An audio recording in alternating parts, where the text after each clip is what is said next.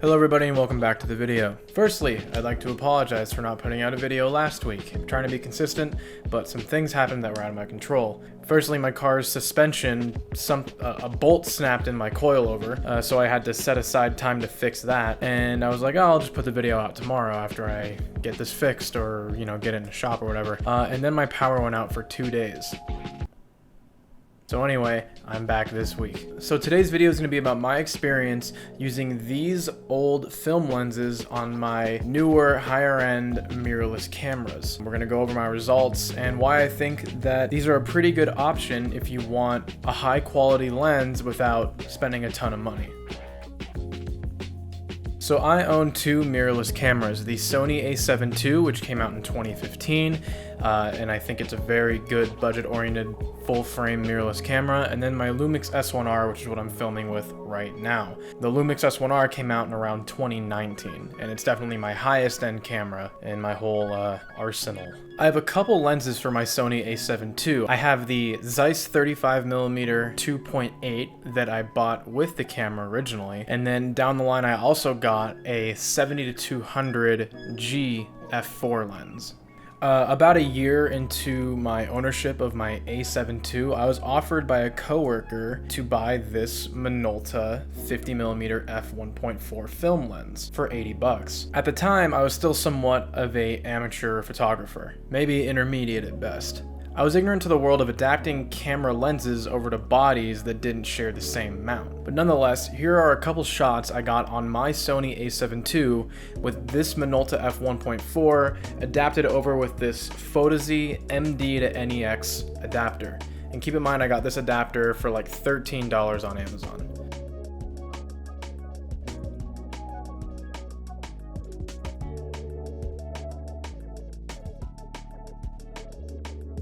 So I think they look pretty good. I'm getting a really good depth of field that only an aperture like f1.4 can achieve on a solution that is under $100 including the adapter. I mean, that's a pretty good deal. I think a couple months after I got that Minolta 50mm 1.4, that same coworker had offered me this other lens. It's this Sigma 70-210mm zoom lens. It's a pretty cool lens. Most of these I find online are white. This one's green, so we think it's a military issue. I don't know. It also has the serial number scratched into it on the back here. It's the same Minolta FD mount that the 50mm 1.4 has, so I could use the same adapter I had before to adapt it over to my Sony. So here's a couple examples of shots I took on my Sony with this Sigma 70-210mm lens.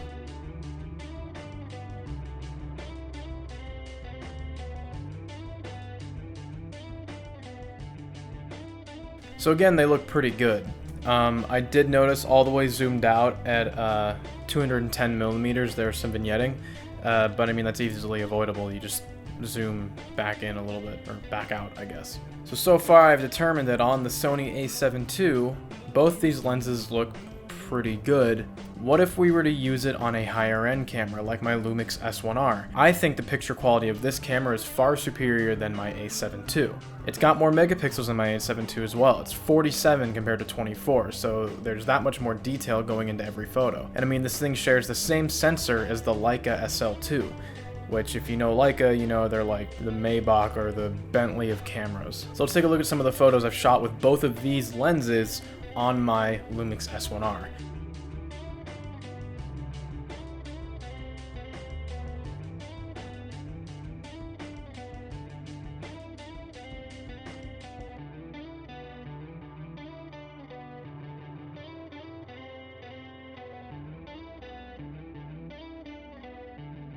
Okay, so it's clear that these lenses can take a pretty nice photo at a fraction of the cost of any modern day lens. This 70-200mm f4 lens cost me, well, it costs $1,500. It didn't cost me $1,500, but if you were to go out and buy this right now, you'd be spending $1,500. This Sigma 70-210mm lens cost me $100. You add in the cost of the adapter and it's another $13. But I'm sure you know that there is a big trade-off. These lenses are old school. They are completely manual. But obviously the biggest thing you're losing is going to be autofocus. And autofocus is a big reason many people buy newer camera bodies, is because the autofocus is way more improved over their 5-10-year-old camera. So how does this change my overall verdict then? To me, I think that these lenses are an excellent choice if you are getting into photography and have already spent a lot of money on a camera body and you don't have a lot of money for a higher end lens. If you're looking to get into photography for work and as a job, then it's probably not a good idea to rely on manual focusing lenses in this day and age. But then again, I have seen successful photographers who are still shooting weddings on film, so in that regard it's like to each their own, I guess. But in terms of a beginner, if you show up to an engagement shoot for somebody and you're taking way too long to manually focus, your customers probably aren't going to be very pleased. For me personally, I invested in these lenses for my hobby photography. They're just fun and they don't break the bank. Or I guess if you want to do stills, like wildlife landscape photos or street photography, it's really good for those as well. So where do you get these lenses? Pretty much anywhere that you would get used camera gear. So I got my lenses from my coworker who bought them off of Adorama.com. Look on eBay, or even, like I've mentioned in my other videos, on Reddit, on r/photomarket. Again, if you are a beginner photographer, that's why I'd recommend these lenses. If you want to have a fast aperture, like faster than a 1.8, without spending hundreds of dollars or even getting into the thousands. But if you don't really know what you're doing at all and you're not good at manual shooting, things like that, then maybe you're better off getting like a 50-1.8 or the nifty 50 from your desired camera brand.